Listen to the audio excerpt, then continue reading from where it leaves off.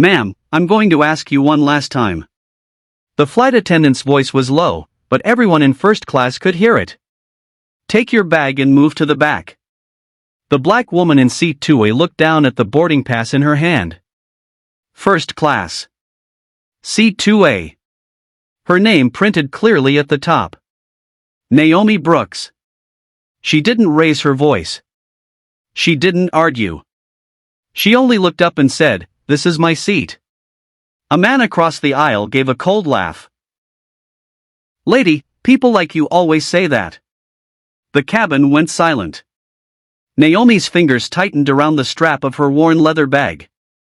Inside that bag was a folded nurse's uniform, a silver bracelet from a little girl she once saved, and a letter she had waited 11 years to deliver. But nobody in that cabin knew that. To them, she was just a tired black nurse in sneakers, holding up a first-class flight. And minutes later, when the pilot stepped out of the cockpit and saw her standing in the aisle with tears in her eyes, he froze. Naomi Brooks had been awake since 4:12 that morning. Her small apartment in Baltimore was still dark when her alarm rang. She sat on the edge of her bed for a moment, listening to the hum of the old refrigerator and the quiet breathing of her teenage son, Caleb, asleep in the next room. On the kitchen table sat a navy blue envelope. The hospital had sent it 3 weeks earlier. Inside was an invitation to speak at a national emergency medicine conference in Denver. Naomi had been chosen to receive the Florence Hale Compassion Award, given to nurses who had saved lives under impossible conditions. She had almost thrown it away. Not because she wasn't proud. Because people like Naomi were used to doing heroic things and then going back to work like nothing happened. She was used to holding dying hands, calming terrified mothers, cleaning blood from her shoes in a hospital bathroom, and then taking the bus home. She was not used to applause. She ironed her simple cream blouse twice. She packed carefully. Then she opened the navy envelope again and read the final paragraph. "We would be honored if you would share the story of Flight 217. Naomi stared at those words for a long time. Flight 217. 11 years ago, she had been a young trauma nurse flying home from a funeral when a private aircraft crashed near a rural highway in Virginia. Naomi had been on a small connecting flight that emergency landed nearby. While others screamed, she ran through smoke and broken glass to help survivors before ambulances arrived. One of those survivors was a little girl with a torn pink backpack, a crushed arm, and a heartbeat so faint Naomi almost lost her. The girl's name was Lily. Naomi had stayed with Lily for 42 minutes, pressing a jacket against the bleeding, whispering stories about stars, promising her she would see her father again. Lily survived. Naomi never saw her again. All she had was the silver bracelet Lily had slipped into her hand before surgery. It had tiny letters on it. "Be brave." Naomi still carried it everywhere. At the airport, the morning rush had already begun. Suitcases rolled across the polished floor. Coffee machines hissed. Businessmen barked into phones. Children cried near security. Naomi moved through it quietly. At the gate, she checked her ticket again. Baltimore to Denver. First class. It still didn't feel real. Her hospital had paid for the ticket, but when she arrived at check-in, the clerk told her she'd been upgraded because the award committee had requested it. Naomi had smiled politely and said, "Are you sure?" The clerk smiled back. "Very sure, Ms. Brooks. Enjoy it. You earned it." For the first time in years, Naomi allowed herself to believe that maybe this day would be different. Maybe today, she would not have to fight to be seen. When boarding began, she stood with Group 1, clutching her bag. That was when she first noticed the man in the gray suit. He was tall, silver-haired, clean-shaven, with a gold watch that flashed every time he moved. His name was Grant Weller, though Naomi didn't know that yet. He owned a chain of luxury medical clinics and was flying to Denver to speak at the same conference. He looked at Naomi once, then looked away. Then he looked back. Not at her face. At her sneakers. At her bag. At the small hospital badge still clipped to her purse. When the gate agent scanned Naomi's ticket and said, "Have a great flight, Ms. Brooks," Grant frowned. Naomi walked down the jet bridge and stepped onto the plane. The first-class cabin smelled like leather, coffee, and expensive cologne. She found seat 2A by the window. She placed her bag carefully above her and sat down. For a few quiet seconds, everything felt peaceful. Then Grant Weller entered. He stopped beside her row. His boarding pass said 2B. He looked at Naomi, then at the flight attendant. "I think there's been a mistake." The flight attendant, a young woman named Melissa, leaned in politely. "What seems to be the problem, sir?" Grant nodded toward Naomi without looking directly at her. "This passenger is in my row." Melissa checked his pass. "Yes, sir." "You're 2B. She's 2A. Grant gave a thin smile. "No, I understand numbers. I'm saying there's been a mistake." Naomi turned slowly. "Excuse me?" Grant lowered his voice just enough to pretend he was being respectful. "Look, I travel this route every month.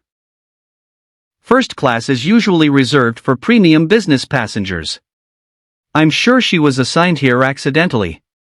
Naomi felt the familiar sting. Not surprise. Not shock. Recognition. The kind of insult that comes wrapped in polite words. Melissa glanced at Naomi's boarding pass. "Her ticket is valid, sir." Grant sighed, as if everyone else was making life difficult. "I paid full fare. I have meetings right after landing. I can't spend 4 hours next to someone who smells like a hospital hallway." A woman in row 3 covered her mouth. Naomi looked down at her hands. They were clean. Her blouse was clean. Her hair was pulled neatly into a bun. But suddenly, she felt like every eye in the cabin was searching for a reason to agree with him. The older man in 1C whispered to his wife, "This is uncomfortable." Grant heard him and leaned into the moment. Exactly. It's uncomfortable. Some of us paid for a certain standard. Naomi's chest tightened. She thought of the patients who had begged for her hand in the middle of the night. The mothers who had called her an angel. The surgeons who trusted her without asking twice. But here, at 30,000 feet before the plane had even moved, she was being measured by her shoes. Melissa tried to keep control. "Sir, please take your seat." Grant didn't move. Instead, he pressed the call button again even though Melissa was standing right there. "I want the lead attendant." Naomi finally spoke. "My name is Naomi Brooks. I was assigned this seat. I'm traveling to speak at a medical conference." Grant smiled. "Of course you are. 2 words. Soft. Cruel. The kind that makes people laugh without permission." A young man in 3A actually chuckled. Naomi heard it. She looked toward the front of the plane, blinking hard. Then a second flight attendant arrived. Her name tag read Patricia. She was older, more experienced, and clearly tired of problems before takeoff. Melissa explained quietly. Patricia looked at Grant. Then at Naomi. Then at the other passengers watching. "Ma'am," Patricia said, "may I see your boarding pass?" Naomi handed it over. Patricia looked at it, then frowned. "This is first class." "Yes," Naomi said. "Did you purchase this seat?" Naomi paused. "The hospital did. I was upgraded through the conference committee." Grant folded his arms. "There it is."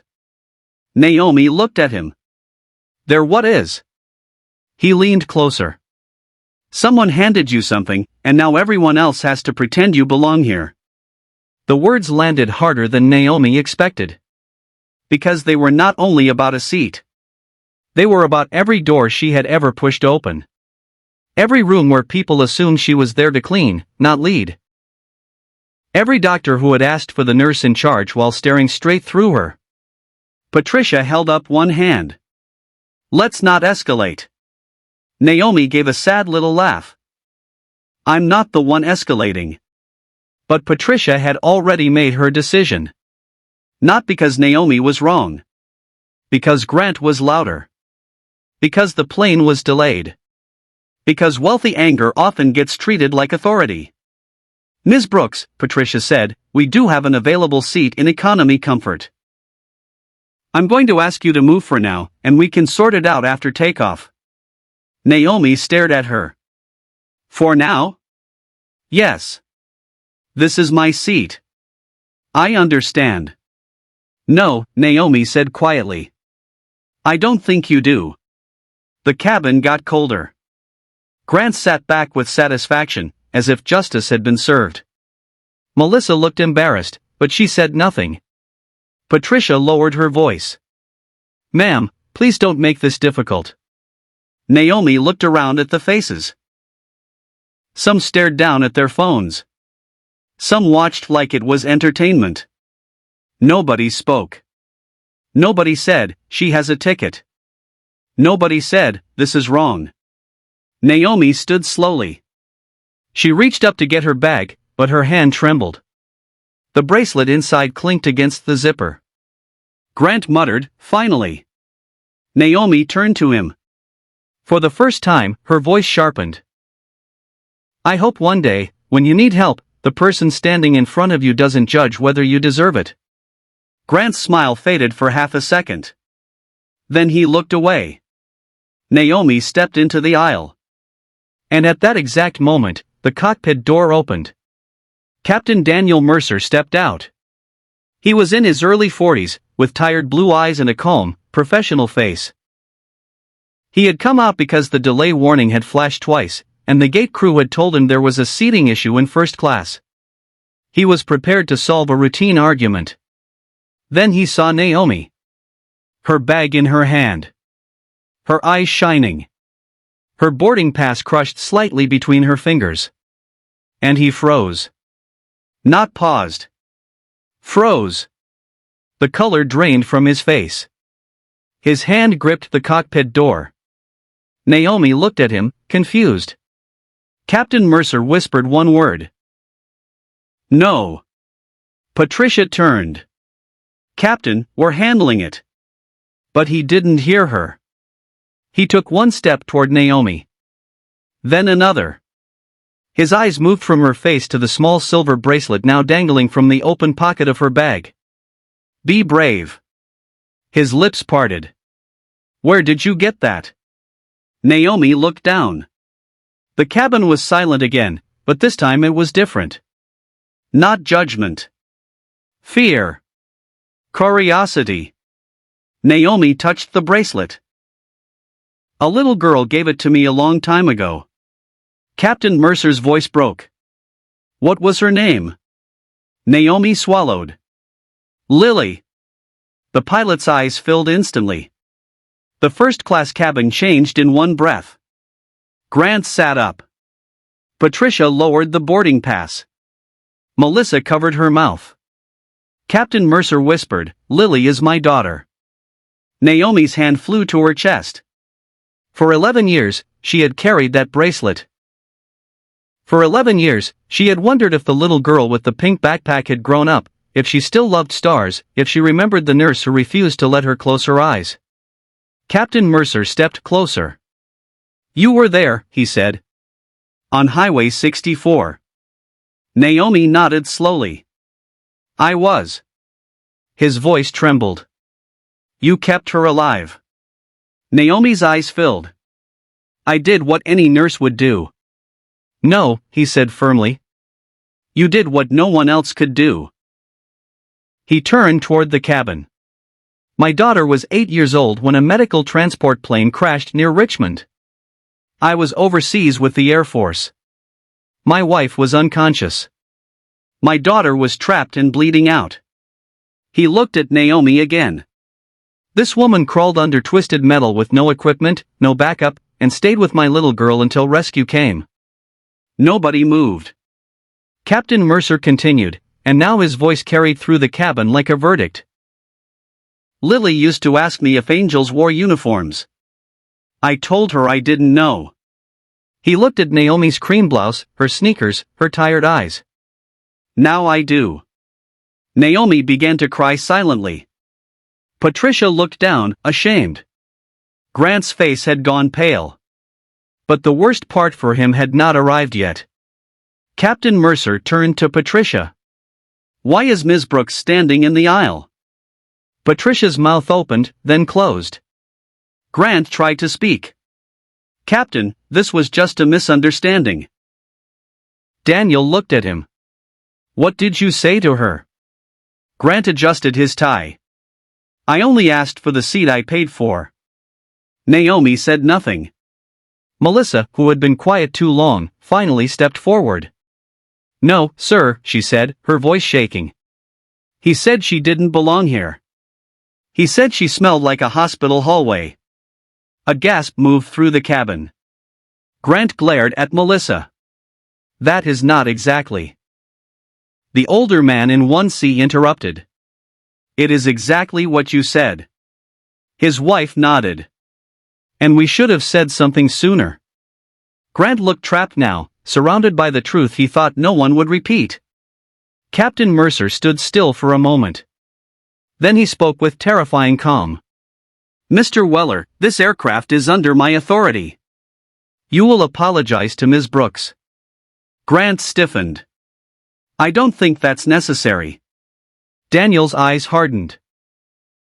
Then you will leave my aircraft. Grant blinked. You can't remove me for a seating disagreement. This stopped being a seating disagreement when you humiliated a passenger and disrupted my cabin. Grant leaned forward, lowering his voice. Do you know who I am? Captain Mercer didn't flinch. Yes.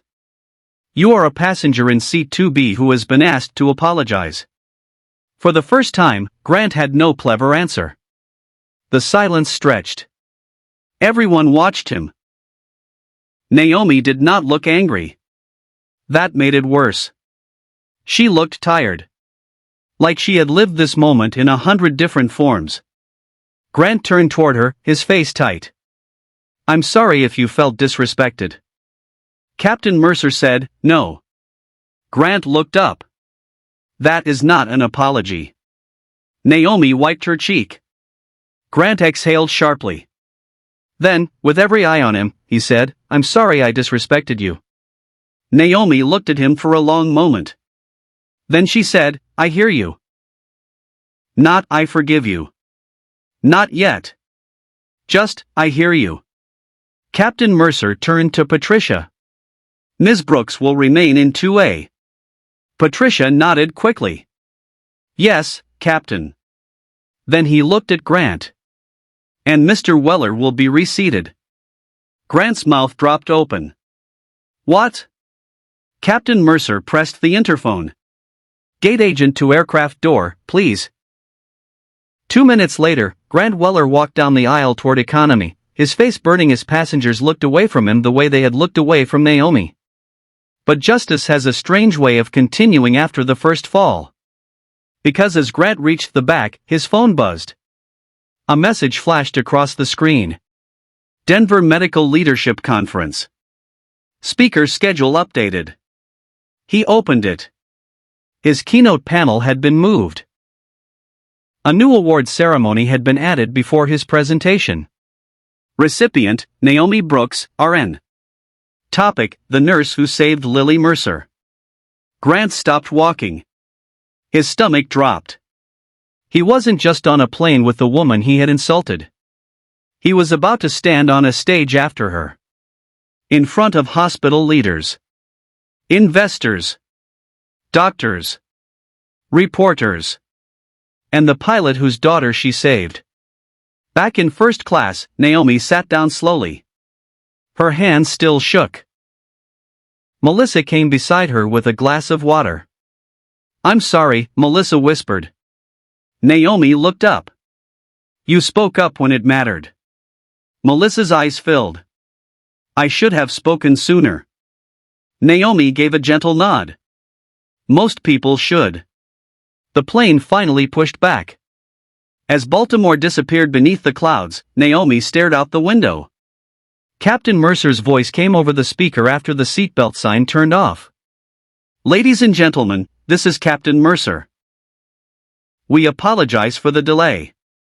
Before we continue to Denver, I want to remind everyone that every person on this aircraft has a story we do not know. Some stories are quiet. Some are painful. Some have saved lives." He paused. "So today, let's travel with a little more grace." No one clapped. It was not that kind of moment. It was deeper. People sat with it.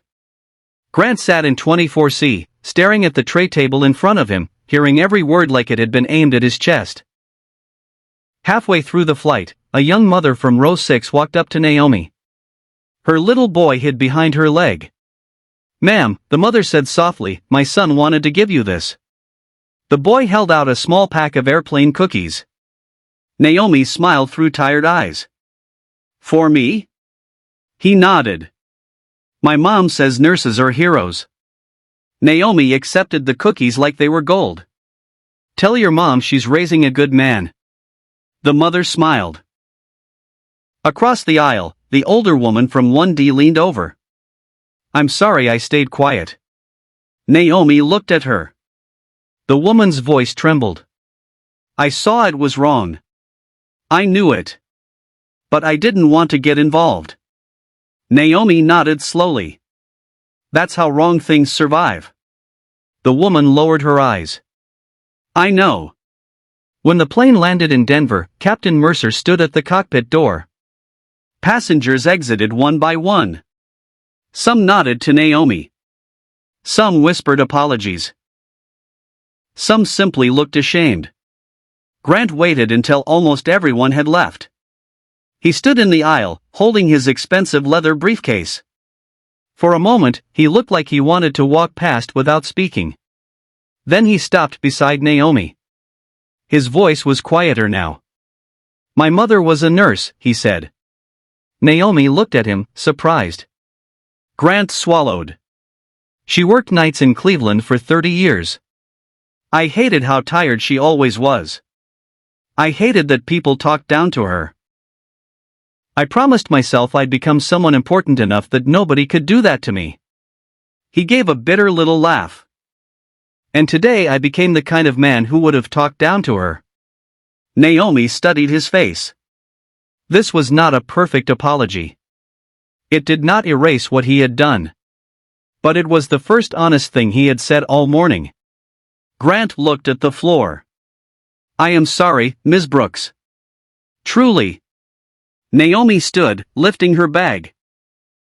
"Then don't let this be the last time you notice." Grant nodded slowly. At the conference that afternoon, Naomi stood backstage with her hands clasped tightly.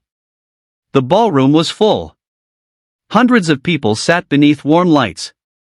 Doctors in suits. Nurses in pressed uniforms. Hospital executives. Reporters.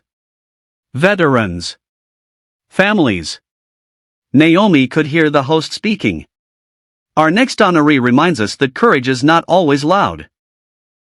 Sometimes it is a nurse kneeling on broken glass, whispering hope to a child who is afraid to die."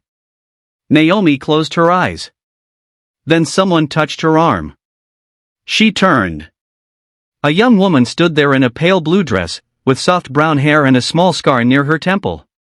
Naomi knew before anyone said a word. "Lily." For a second, neither of them moved. Then Lily held up her wrist. She wore a bracelet that matched Naomi's. "Be brave." Naomi covered her mouth. Lily smiled through tears. "My dad said you might still have yours." Naomi pulled the silver bracelet from her bag. Lily began to cry. "I don't remember everything from that day," she whispered. "But I remember your voice. You told me to count stars." Naomi nodded, tears falling freely now. "You made it to 27. Lily laughed and cried at the same time. "I still count when I'm scared." Then she hugged Naomi with the kind of hug that closes 11 years of silence. In the ballroom, Captain Mercer watched from the side, wiping his eyes. And in the third row, Grant Weller sat frozen for the second time that day. But this time, it was not because of shock. It was because he finally understood the size of the person he had tried to make small. When Naomi walked onto the stage, the room rose to its feet. Not politely. Powerfully. Nurses stood first. Then doctors. Then everyone else. The applause filled the ballroom, but Naomi barely heard it. She was looking at Lily. Alive. Grown. Brave. At the podium, Naomi unfolded the speech she had written. Then she looked at the room and folded it back up. I was going to talk about emergency response, she began. Her voice was soft, but every person listened. But today, something happened on the way here. Grant lowered his head. Naomi did not name him. She didn't have to. I was reminded that sometimes people will question your place before they ever question their own prejudice. They will look at your clothes, your skin, your job, your tired eyes, and decide how much respect you deserve. The room was silent. But nursing taught me something different. Pain does not care how rich you are. Fear does not check your seat number. Blood does not ask for your title. And when life breaks open, the person who saves you may be the very person you ignored. She looked toward Lily. 11 years ago, a little girl gave me a bracelet that said, "Be brave." I thought I was helping her survive. But the truth is, she helped me survive too. Naomi's voice trembled. Because every time this world made me feel invisible, I remembered that one life had seen me clearly. Lily pressed her hand to her heart. Captain Mercer bowed his head. Grant closed his eyes. Naomi took a breath. So if there is a lesson in my story, it is not that nurses are heroes. It is that every person deserves dignity before you know what they have done for you. The applause came like thunder. Later that evening, as the conference ended, Grant approached Naomi one last time. This time, he did not stand tall. He stood like a man carrying something heavy. I withdrew from my panel, he said. Naomi looked at him. Why? Because I came here to talk about leadership, he said. And today I proved I wasn't ready to teach it. Naomi did not smile, but her face softened. Grant continued. I'm starting a scholarship in my mother's name. For nurses from underserved communities. I'd like the first award to go through your hospital, if they'll accept it. Naomi studied him carefully. Money is easy when you have it, she said. Change is harder. Grant nodded. I know. Then start there. He looked at her, and for once, there was no pride in his eyes. Only humility. I will. Outside the hotel, Denver's evening sky glowed orange behind the mountains. Naomi stood by the curb, waiting for her ride to the airport hotel. Captain Mercer and Lily walked up beside her. Lily handed Naomi a small envelope. Inside was a photograph. A little girl in a hospital bed, smiling weakly, wearing a pink backpack beside her pillow. On the back, in careful handwriting, were the words. To Nurse Naomi. I counted the stars. I made it home. Naomi pressed the photo to her chest. Captain Mercer looked at her. For 11 years, I wanted to thank you. Naomi smiled through tears. You just did. Lily hugged her again. And this time, Naomi didn't feel invisible. She felt the weight of every night shift, every insult swallowed, every tired morning, every life saved without applause. She felt all of it turn into something warm. Something whole. The next morning, a passenger from Flight 482 posted a story online. Not a video. Not a scandal. Just words. Yesterday, I watched a black nurse get removed from a seat she had every right to sit in. I stayed quiet. Then I learned she had saved the pilot's daughter. I will regret my silence longer than the man will regret his words. The post spread across the country. But Naomi did not chase the attention. She returned to Baltimore. Back to the emergency room. Back to the fluorescent lights. Back to patients who didn't know her name but needed her hands.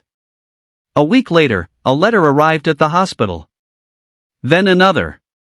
Then dozens. Patients. Nurses. Strangers. Mothers. Veterans. Children.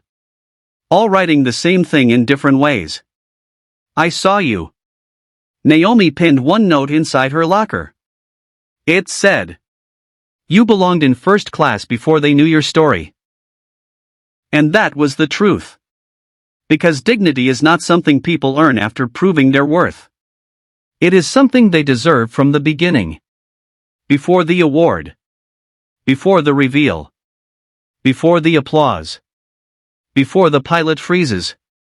The world will sometimes judge a person by the seat they sit in, the color of their skin, the uniform they wear, or the tiredness in their eyes. But every soul carries a story. And sometimes, the person being pushed to the back is the very one who once carried someone else through the fire.